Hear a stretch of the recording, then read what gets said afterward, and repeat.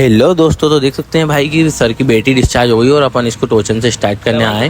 तो देख सकते हैं कि स्टार्ट करने के बाद इसमें कुछ आवाज़ आ रही है भाई, और वो आवाज़ है रिलीज बेरिंग के अंदर से। क्लच दबाने पे बंद हो रही है, वो क्लच छोड़ने पे आवाज़ आ रही है। तो अपन इसको पूरी चेक करेंगे और पूरा काम करेंगे। तो बहुत बहुत शुक्रिया। वीडियो को ज़्यादा से ज़्यादा लाइक, कमेंट, शेयर, सब्सक्राइब करना मत भूलना।